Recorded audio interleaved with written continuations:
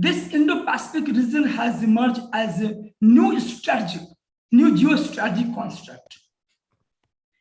What I feel that in the coming days, this region, Indo-Pacific region, is going to shape the trajectory of the global politics.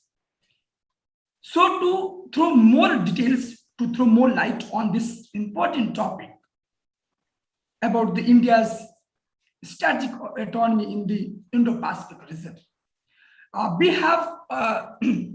today we have with two distinguished scholars.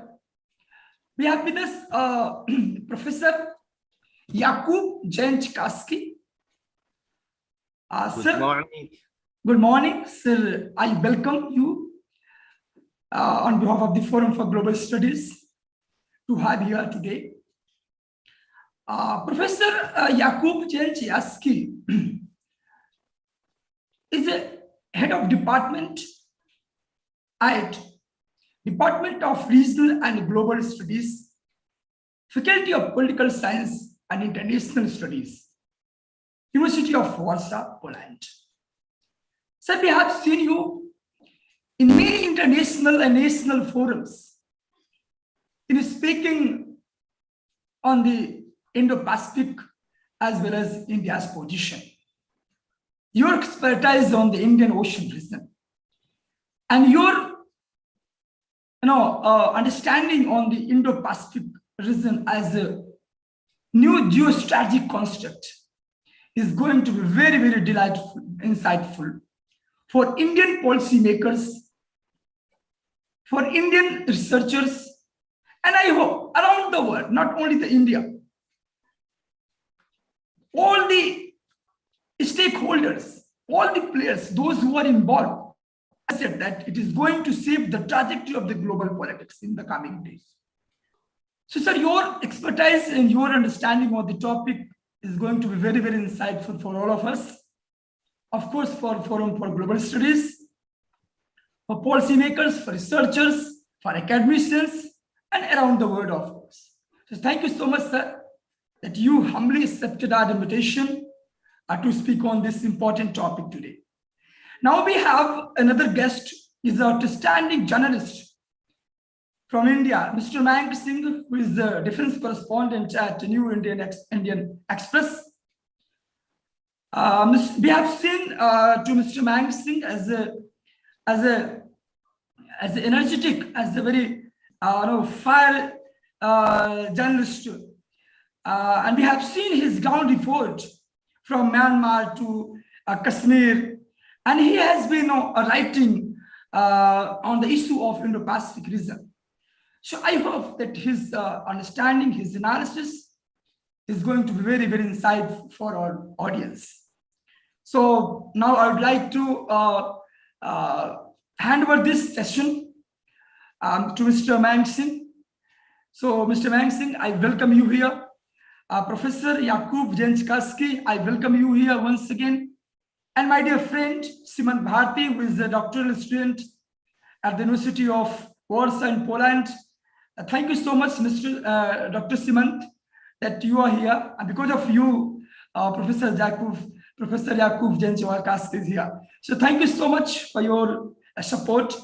And so I would like to hand over this session to take the floor, Mr. Mayank Singh, and proceed the session. So thank you so much. Dr. Sandeep Tripathi, it's such a pleasure, and the kind of words you are speaking about our guest, Professor Jakub Zajaczkowski, and the way you have been generous about me also. It's so nice to hear all those things. And your aim with which you have called such an eminent scholar to understand the wider milieu, society, the scholars, academicians, and also general public, because the kind of trajectory, professional trajectory our scholar here, Professor Jakub, has, is going to bring down the things to such a clear level that lots of questions which hang into the minds of people might be resolved. So it's a pleasure that you have given me this opportunity, and also to Professor Jakub Zajaczkowski that we are together, and I have this opportunity to pose questions which might be just crystallizing or other acting as a catalyst to bring out your larger experience. Before we start, I have to say a few words about the kind of experience which the professor, the eminent scholar, has with us. He has been the person whom, if I can say, an insider from outside who understands India in such a greater way, who has been writing, reading, toying with ideas of Asia, Asia Pacific, Indo-Pacific, and India in particular. That's why the presence of Professor is important today. But Professor Zajaczkowski, if we start for the interest and for the understanding of our larger audience today, tell us, why is this term Indo-Pacific is gaining such an important significance in the strategic milieu, in the international relations perspective? Please break it down for our audience.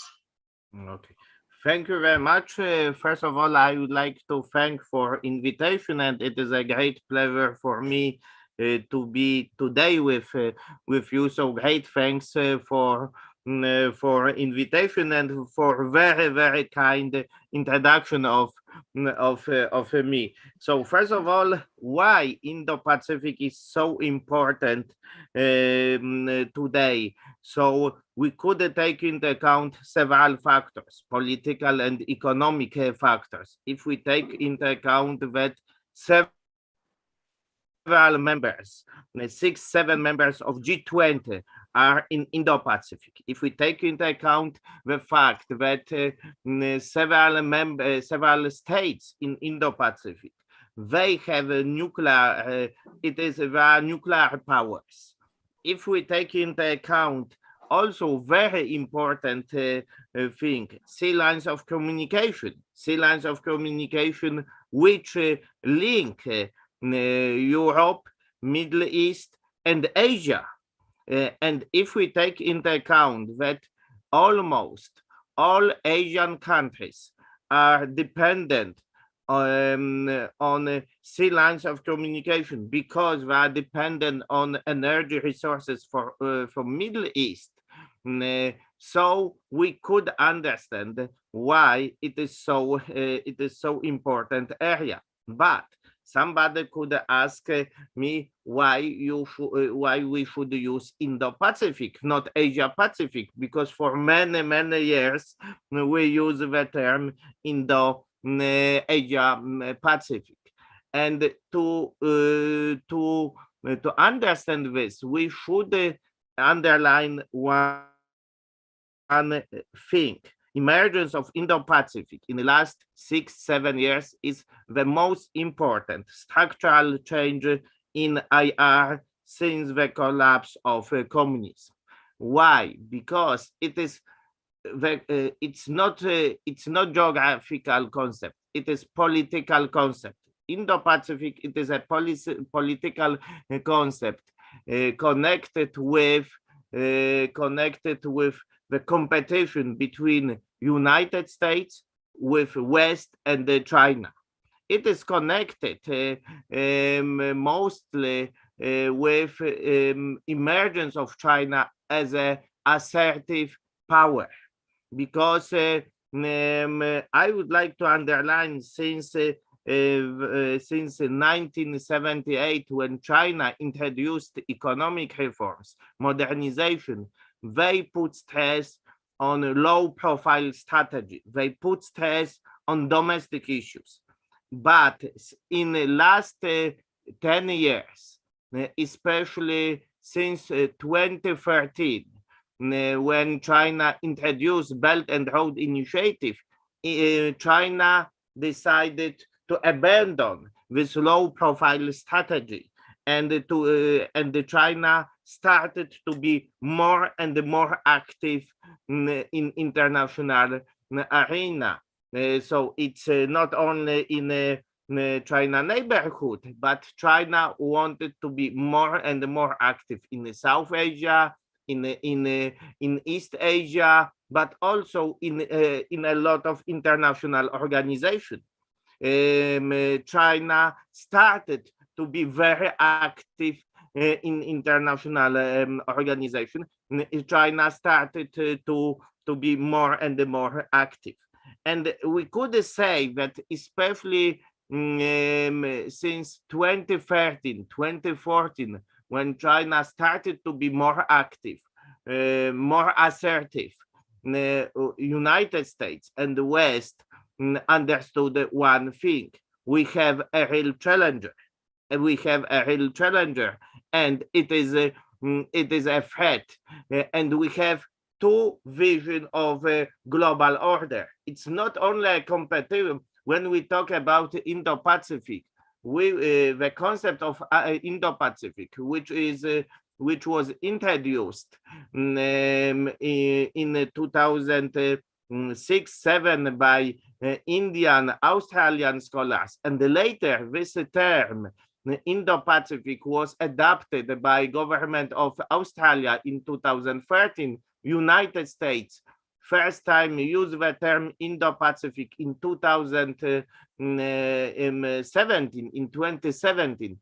This concept is a symbol of Western, of American vision of global order. It's not only limited. It's not only limited to geographical, to Asia continent. And this concept, Indo-Pacific, is not, of course, very popular among Chinese policy makers. So I could say that the Indo-Pacific now is a political concept which is proposed by and promoted by United States, allies of United States, and the concept of Indo-Pacific is a symbol of liberal, democratic, regional and global order. It's not only limited to regional order. What is very important, I think we'll have time to develop this, and it is some kind of alternative. It is alternative to Chinese regional order, to Chinese global, to Chinese global order. Of course, when the United States, European Union, Australia, ASEAN countries use the term, use the concept of Indo-Pacific, they underline inclusiveness. They say, okay, everybody is in Indo-Pacific. We don't want to exclude China, but from oversight,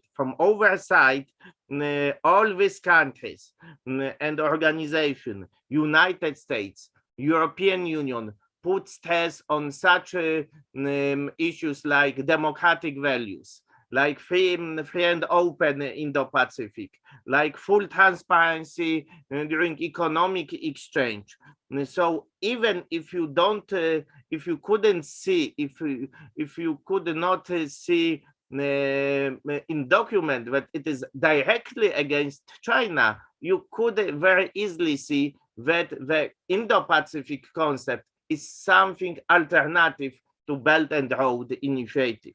So that's why if we understand that Indo-Pacific is an area where it is a cooperation, but also confrontation between two visions of regional and global order, between US-led order and China-led order, we could understand why it is so important.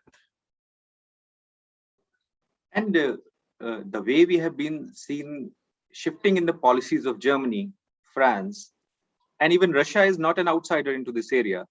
And India, which started with Act East policy and is strengthening its military also. And recently, when the capital budget was allotted, it had seen a major increase in the naval capital budget also. Having put in light all these things, do you see the world is changing its policy just because it is now China versus others, or it's some kind of a rebalancing as Obama started a pivotal shift? Well, it's a very good question, and very interesting, because first of all, as you mentioned, especially during Obama administration, American policymakers understood China is a real challenge, and of course, if you take into account indicators, economic indicators, if you compare what was at the beginning of the 90s and 20 years later, in 2010, 2011, the relative power of the gap between the United States and China has become narrow and narrow. China was more and more influential, but we should underline one thing, and of course it's a huge debate, discussion in the United States about this issue now, because in the 90s, in the last decade of 20th century and at the beginning of 21st century, China was the biggest beneficiary of globalization, but China didn't take any responsibility for security, for global issues. So they have a lot of benefits from globalization. They were more and more important player in international economics, in the world economics, but and we could some commentators underline that we forget about one thing, that in future China could be a real challenger, and the situation has changed. Especially in after 2008-9, after economic crisis, when China and was after economic global economic crisis, China was even more and more important player in global economics. United States and Barack Obama understood one thing: China is challenger. We need to have some policy in the context of China. But I think, as I said at the beginning, especially after 2013, when China introduced this Belt and Road Initiative, when China started very assertive policy in East Asia, I think the United States and the allies of United States understood it's a real problem. It's a real problem, because I think before this, most states treat China as mostly as an economic partner, as an economic power, and they don't treat China as a alternative global political power. So you mentioned in your question about European Union and the German. If we look at the European Union approach to China, we could identify several phases. And if we start from 2010, from 2010 till 2013, European Union was very happy with China economic engagement in Europe. European Union put stress mostly on economic cooperation with China. After 2013, and we could identify the second phase between 2013 and 2018, when from one side, more and more European states started to see China as a challenger because they could see this activity of China in the context of Belt and Road Initiative. But from oversight, despite this fact, most countries in Europe, in European Union, were very interested in very close economic cooperation with China. And I could say that during the third phase, since 2018, Okay. Europe started, and the European Union, first time in the document adopted by European Union started to see China as a challenger. It was a document adopted in 2018 by European Union when, of course, from one side, the European Union underlined that China is a very important partner, but first time they started to use the term China is also challenger in 2018. And later in 2018, 19, and it was a document adopted by France, Indo-Pacific strategy. And in 2020, Netherlands and the German adopted guidelines, policy guidelines strategy in Indo-Pacific. Because so as we see, three countries of the European Union started to use the term Indo-Pacific, as we discussed before. Yes. This is a political concept, and this term, as I said, was first time used in national strategy of United States in 2017. But despite this fact,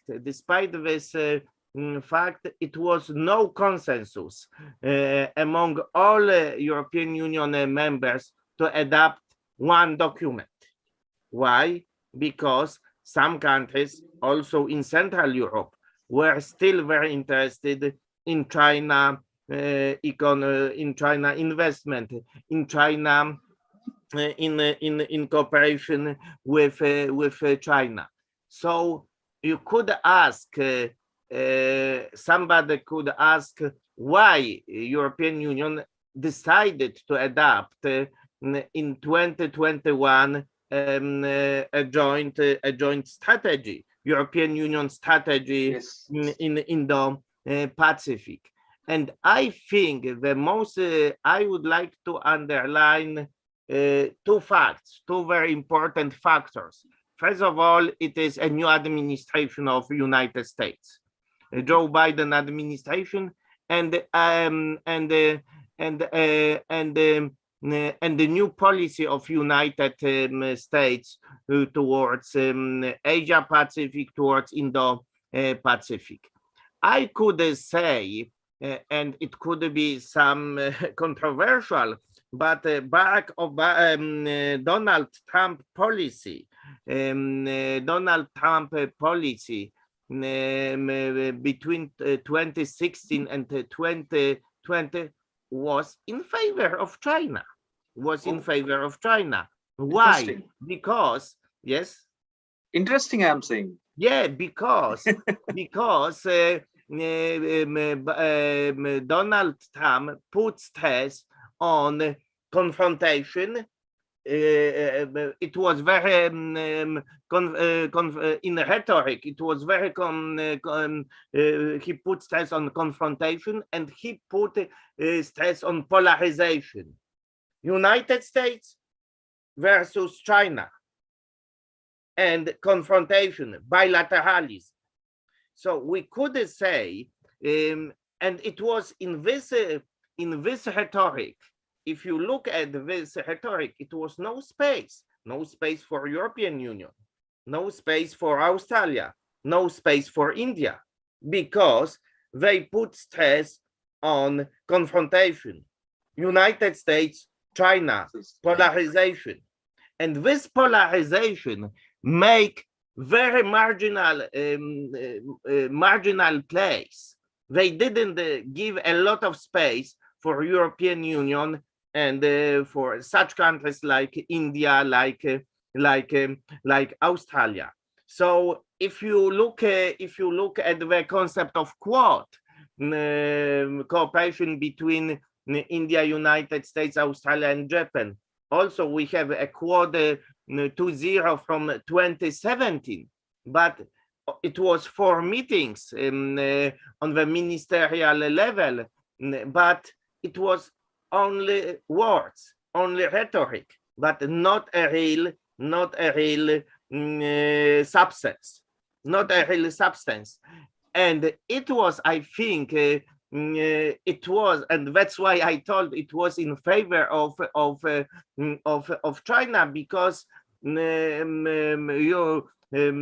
if you visit countries like Maldives, Southeast Asia, in Southeast Asia, in East Africa, what does it mean, Belt and Road Initiative? A lot of projects, concrete projects. If you go to Maldives, you could see the bridge connecting airport with city. If you go to Sri Lanka, we could see in Colombo in the infrastructure project. So from one side, it was a lot of concrete project. Of course, we could discuss about this, but it was something concrete. And from other side, it was only words, rhetoric, anti-China rhetoric in Donald Trump, but not a real substance. If you want to, and if you want to compete with China, you should give a concrete proposal.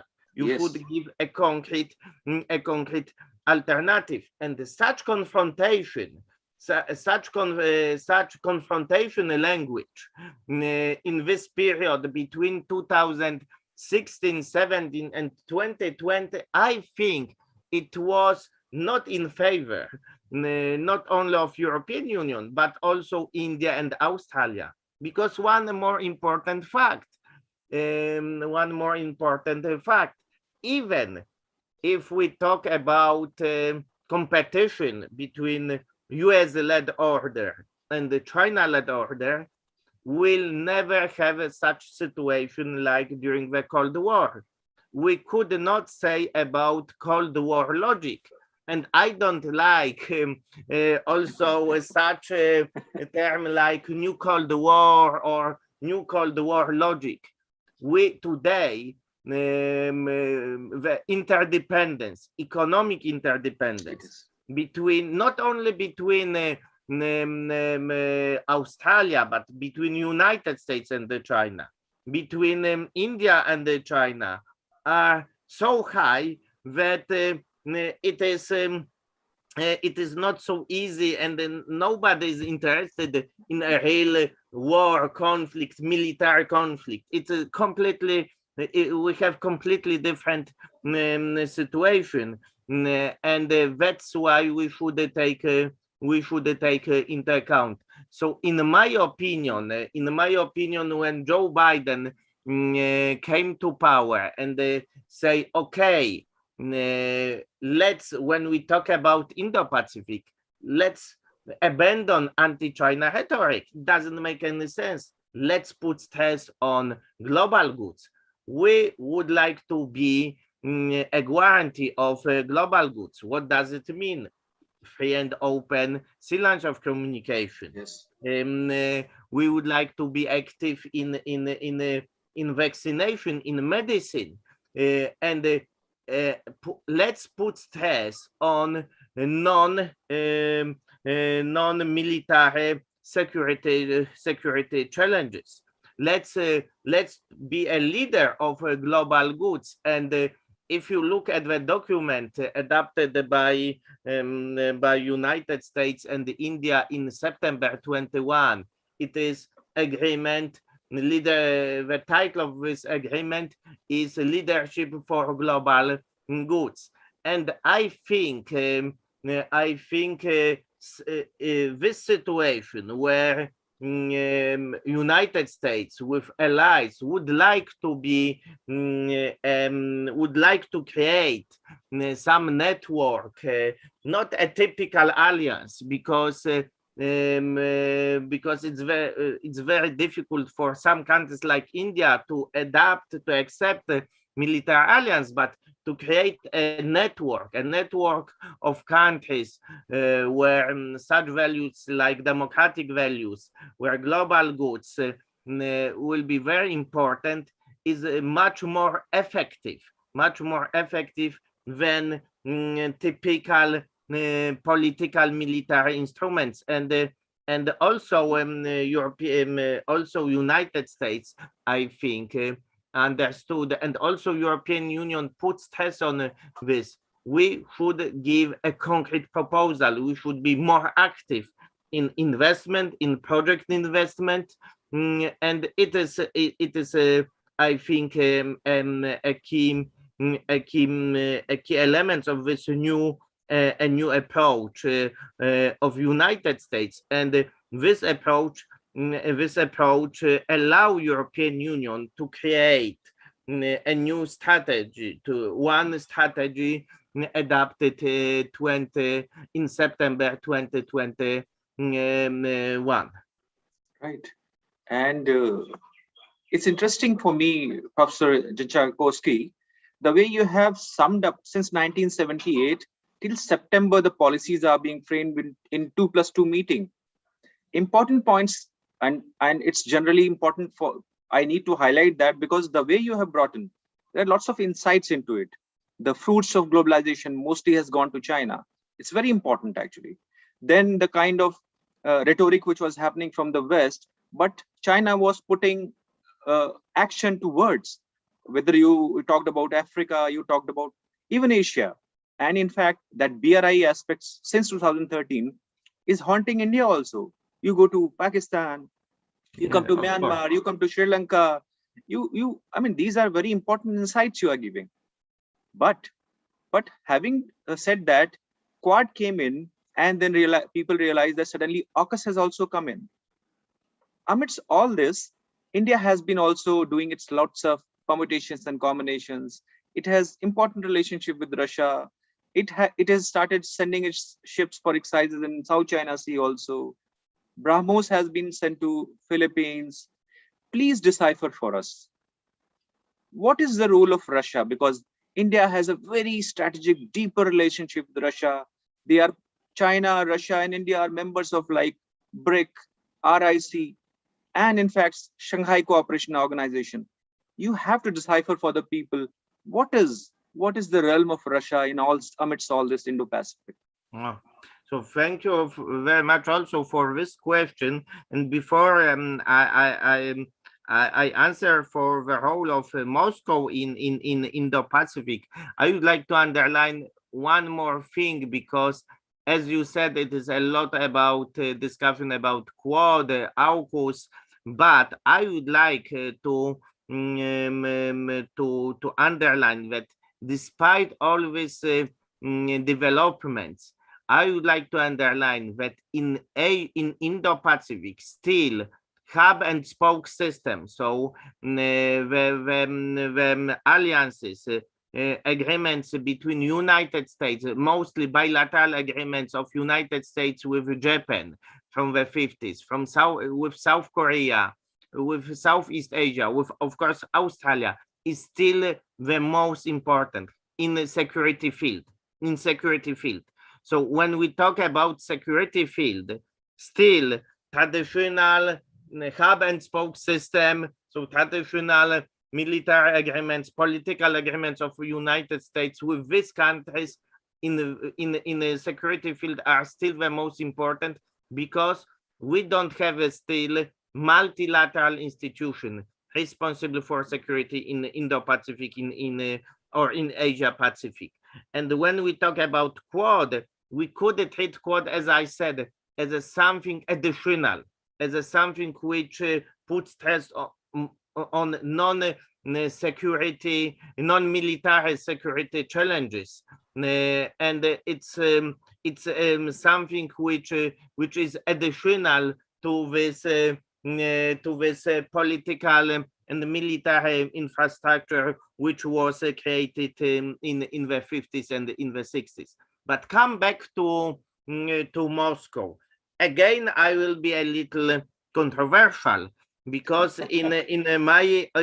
because even now 2 days ago we could hear and we could see a lot of discussion, and some experts underline the coalition alliance between Beijing and Moscow.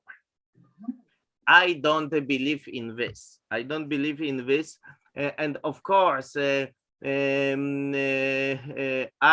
fully agree with John Mearsheimer. He published a paper in International Security in 2020 in April, and he put in this paper that in future Moscow will be together with West, with United States in this confrontation between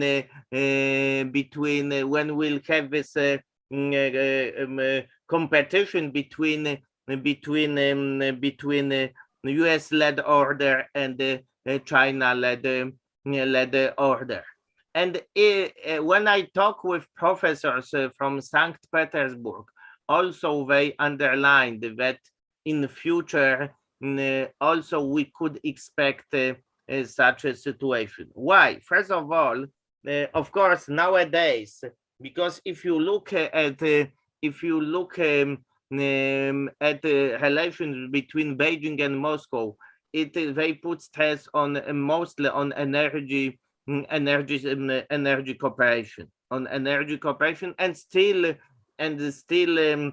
of course, the main supplier of arms to China, like to India, is Moscow. But as you are aware of this, India, but also China would like to be less and less dependent on this. They put stress on developing own industry in this field. And why I said that it is important when you look at the Shanghai Cooperation Organization in Central Asia, and cooperation between Beijing and Moscow, it is not a real cooperation between Beijing and Moscow. Each country has own interest in Central Asia. So when I would ask you if Moscow is important economic partner for Beijing, no. Political, of course, but if you look at the summits, you mentioned about the BRIC summits. Yes. But it was a lot of joint statement, and okay, one thing is joint statement, but implementation of these statements, can you see any implementation? So it's I'm very skeptical. And one more important thing is because of the history, it is a big distrust between Beijing and Moscow.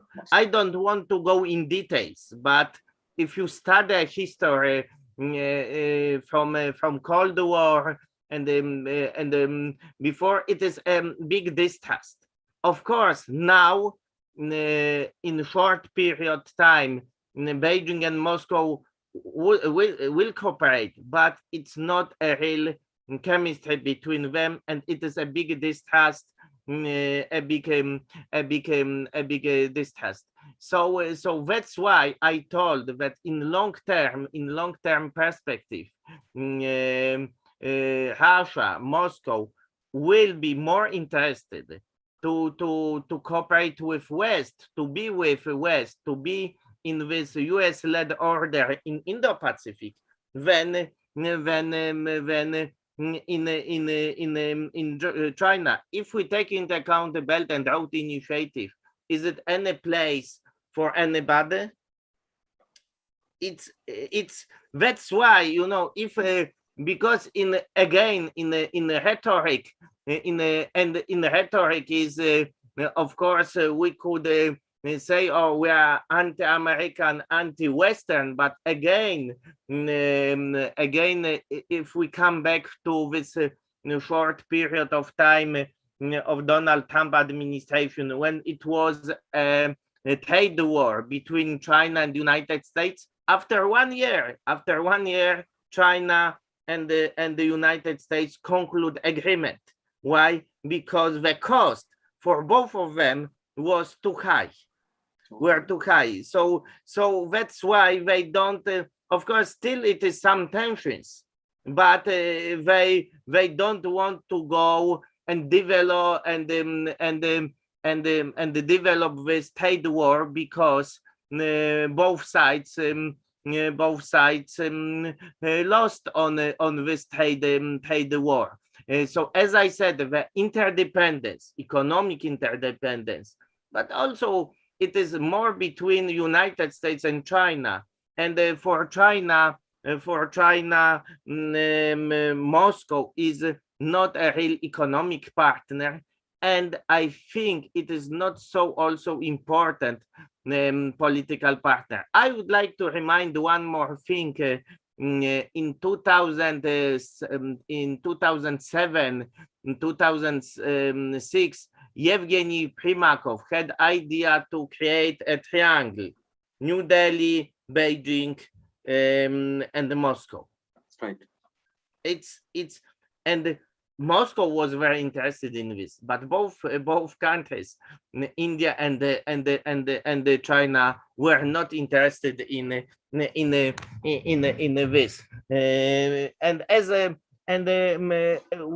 probably will discuss about India soon, but also in this context of India and Moscow. For India, Moscow is not economic partner. Is not so economic. No. India expected that maybe Moscow will be very important partner in development of nuclear, civilian nuclear energy. No development.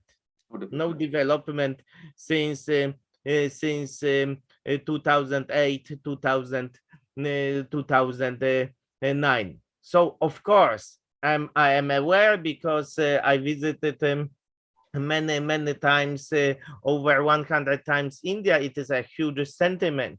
A lot of scholars, professors, bureaucrats in the 70s, in 80s spent 3-4 months in different universities, school in Moscow, in Saint Petersburg. But it is some kind of sentiment. But in real politics, in power politics, I think for China, for India, for in Indo-Pacific, United States, allies of United States, China will be the most important players. One sentence in the end of this to answer for this question. Moscow and Russia has lost the biggest after the Cold War. During the Cold War, Soviet Union was a key player in this balance of power in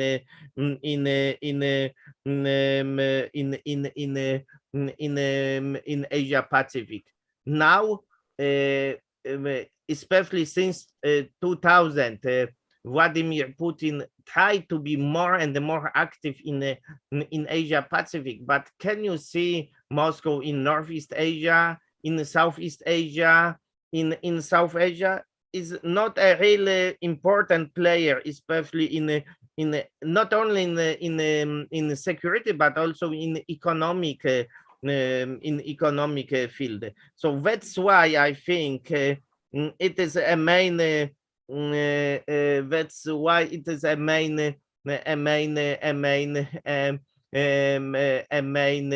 issues. And also, sorry, last sentence, if you take into account a longer border between Russia and China, and this area, in east, in the northeast, in east, in Russia, they are very, very, very poor. So Moscow are afraid that China, as an economic power, could be more and more active in this area, and it is a challenge. And the migrants, also migration from China to this area, it is a big challenge. So in the long-term perspective, China is an economic power and very poor power as Russia, because Russia, it is the power of Russia depends on energy resources. It is military power, but it is not economic power. It is not technological power. So that's why I'm quite skeptical about Moscow role in Indo-Pacific, and I don't believe in long-term perspective that it will be some kind of alliance between Moscow and Beijing.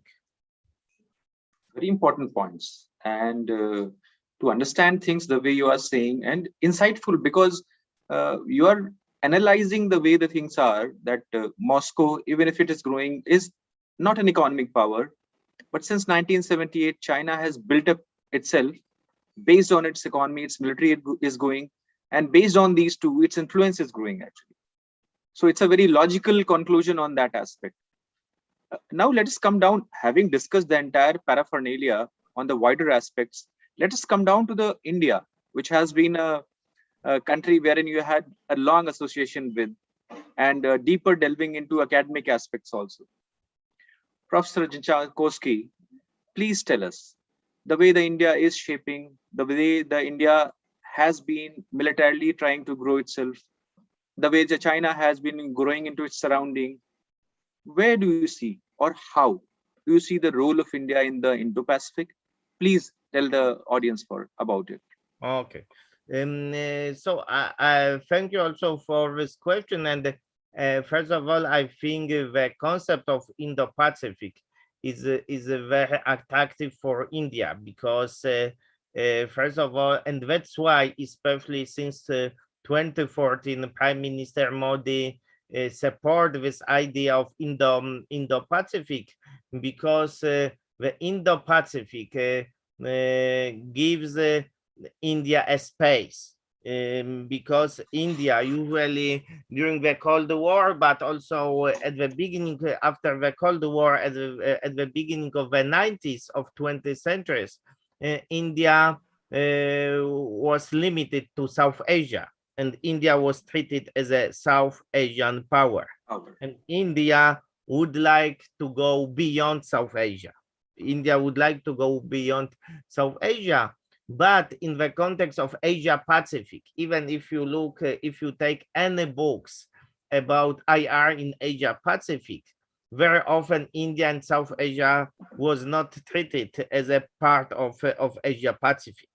And even now, India is not still a member of APEC, is not a member of APEC, Asia Pacific Economic Cooperation. If we take into account Northeast Asia, can we see India as an active power in Northeast Asia, in the Korean Peninsula? No. So taking into account all these issues, the concept of Indo-Pacific, which puts stress more on maritime dimension, because Asia Pacific puts stress, the concept of Asia Pacific puts stress on continental and maritime dimensions, and the concept of Indo-Pacific try to put stress mostly on the maritime dimension, where India is, because of also a location, it's more active So for India, the concept of Indo-Pacific gives more opportunity to fulfill great power aspiration. It is of course, India needed to do quite a lot of things, mostly in the context of domestic challenges. But I think India, especially after 2014, since Prime Minister Modi tried to underline that we are Indo-Pacific power. And again, here we could identify several phases of this new policy of India. If you allow me to underline these phases. So I think the first phase is between 2014 and 2016, where India started very actively promote the concept of Indo-Pacific, but India started to put a stress that India would like to be active player. That's why we have a new policy, not look east policy, but we have act east policy. Yes. We want to be active. If you look at the document adopted by India Maritime Strategy, what is the title? Securing seas. So India want to be active, not passive player. Right. Despite all these documents, Act East policy, securing seas, India and Prime Minister Modi put stress on internal balancing. So India was aware that to compete with China, the most important is to strengthen economic, and that's why India was very interested to have a closer economic cooperation with United States. India was interested in more technologies, in more investment from the United States. So it is the first phase.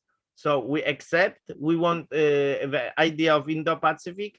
The idea of Indo-Pacific is much better for us than Asia-Pacific, but we put stress on internal balancing. To balance China, let's strengthen our economy, our domestic. We needed to deal with our domestic challenges.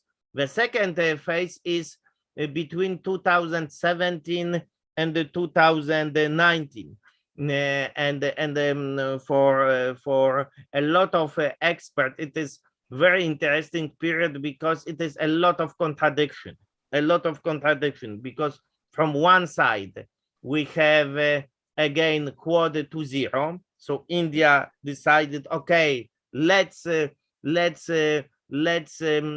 with this Quad 2.0.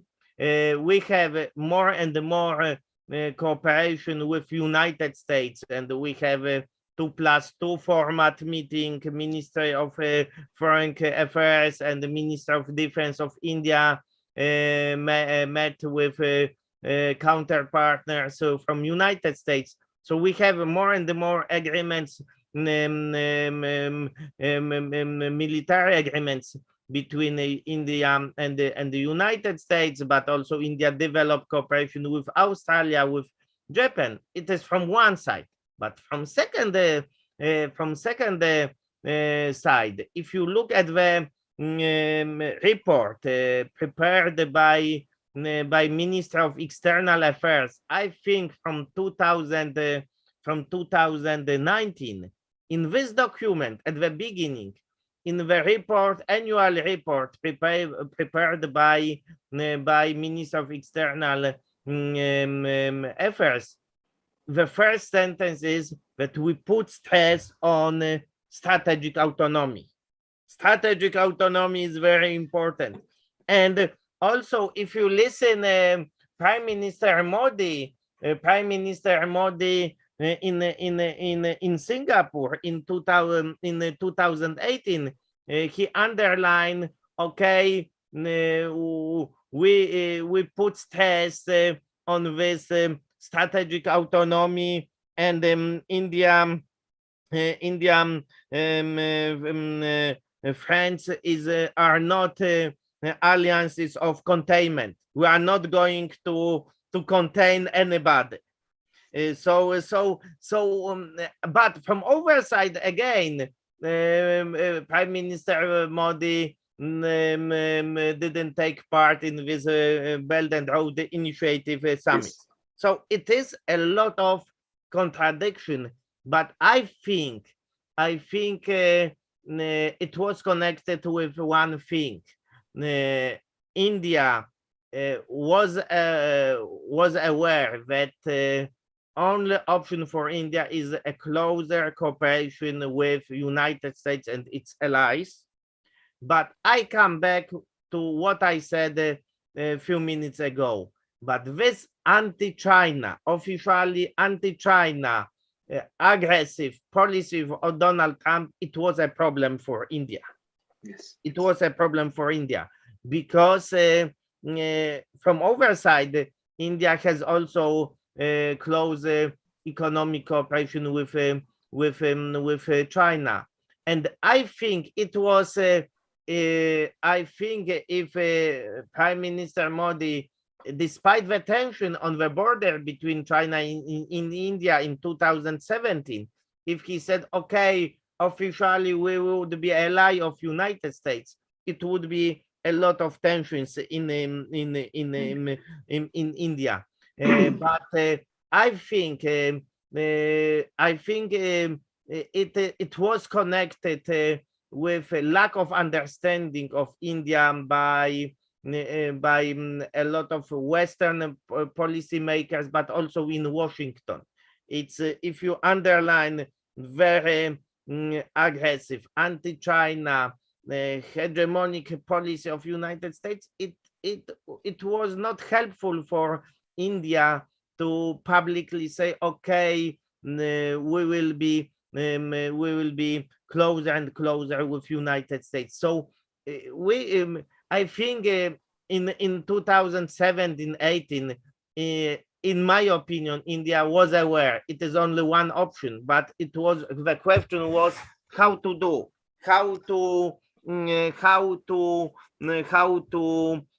create such a condition where you could take into account India tradition, India history, and from overside you have a big challenge, new challenges nowadays. And the last period, 2021, especially 21, in my opinion, it is a new phase in India approach towards Indo-Pacific. So first of all, we have a new administration, Biden administration. Yes.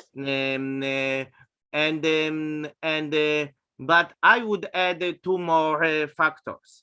It is, of course, COVID and pandemic. COVID and pandemic and the implications for India. Till 2020, India was aware China is a challenge. We don't have option. We need to cooperate with United States and its allies.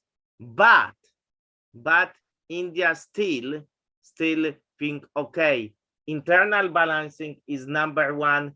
External balancing, it is okay. It is something additional. Let's put stress on internal balancing. Let's strengthen our economy. Let's strengthen our state, and okay, additional element will be external balancing. After 2020, when again China is more and more assertive, and I will not give example. It's again tensions on the border with India in the 2020 July, and the pandemic situation. India, I think India, but also Australia, and the allies of United States understood one thing, that external balancing is important, maybe not more important, but we should treat in the same way internal and external balancing. To deal with China, we should also strengthen our external balancing. What does it mean, external balancing? And here again, Biden administration policy was very helpful, because Biden said, okay, I don't talk about a military alliance. I don't use the term anti-China. Let's create coalition of countries, states, which puts stress on liberal and democratic order, on international law, which respect international law, which respect rule of law. So new formula of Quad. Quad is a coalition of states which put stress on global goods, which put stress on non-military challenges and threats. It was great opportunity for India, and that's why India put officially more and more often started to talk about Quad. And as you know, India in 2020 in the document, in annual report, he used the term, it is a special section, Indo-Pacific, and also in the Ministry of External Affairs, India set up this division of Indo-Pacific. It is a very clear signal. Yes, we are together with United States, with Australia, with Japan. So I think we could say not about a big shift.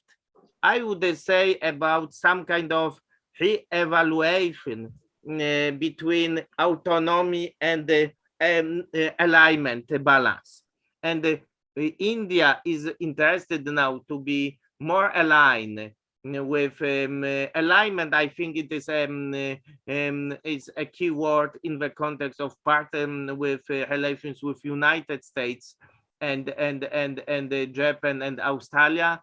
But as I said, we should still remember, and I always told India never be such ally like Japan or South Korea for United States, because for us it is quite obvious, but some people who are not so interested in Indo-Pacific or Asia-Pacific sometimes ask, oh, if can India be such an ally like like Japan for United States? Still, I don't think so. But now we have a period when India try to use external balancing more in the context of dealing with China. It's so interesting to listen to you, actually, the way you are talking of internal balancing, as if you understand the dynamics within the country so well. Actually, your readings are so good. And having said that, the aspect of strategic economy, I would like to add one point and then hand over it to Dr. Sandeep, is that India has started focusing on Make in India and Made in India, and they are aligning it with that. Once they there are famous words of the Indian Chief of Defense Staff, General Bipin Rawat, whom we lost recently in an accident. He used to say that a time should come when India should fight its own war with its own weapons. So I think your point of this strategic autonomy and your readings about the annual reports is hinting towards that only, that it's alignment of keeping the strategic autonomy of India. What a pleasure it has been. It's like as clear as water. And you are talking of time, tenure, period of growth, phases. Thank you so much. Like a student, I'm enriched today, and I hand over this lovely ending of this forum's discussion to Dr. Sandeep. Thank you so much, Dr. Jakub. Thank you very much, and thank you very much also for very interesting question, and it's we could develop also what you said. But it's as you said, if you look very carefully in the documents adapted by also, if you listen Indian policymakers, you could still you could see that still this strategic autonomy it's somewhere in the head of in the head of policymakers, but it's, as I said, it's a lot of factors which we should take into account, and in this context, India is a very, very interesting case study, because it is also a lot of contradiction, a lot of different factors you should take into account. Thank you very much for your questions. Dr. Sandeep, take this joy and share with the people the way the discussions have taken up. It's all over to you, Dr. Sandeep. So thank you so much, Mr. Mang Singh, for your very exciting and insightful questions to Professor Jakub Zajaczkowski. And we are so thankful, Professor Jakub Zajaczkowski, the way your deeper insights, the way you covered, the way you touched, especially India's grappling the two sides, sometimes strategic autonomy, sometimes deeper alignment. So, of course, our policymakers, India's policymakers, will come out from this dilemma. And of course, strategic autonomy has been a principal, a guiding force in India's foreign policy. And time to time, we have been, we have been seeing this strategic autonomy to how to engage in a gray area. So some deeper insights from your analysis, like expansionism of the China in the in the Indian Ocean region, the Pacific, not only through the Belt Road Initiative, the entire Central Asia, the East Africa, and each and everywhere the expansionism, economic expansionism. As you mentioned, that the China has been a principal beneficiary of the globalization. Economically, politically, China has rejected this model, but economically has been a principal, a beneficiary of this position.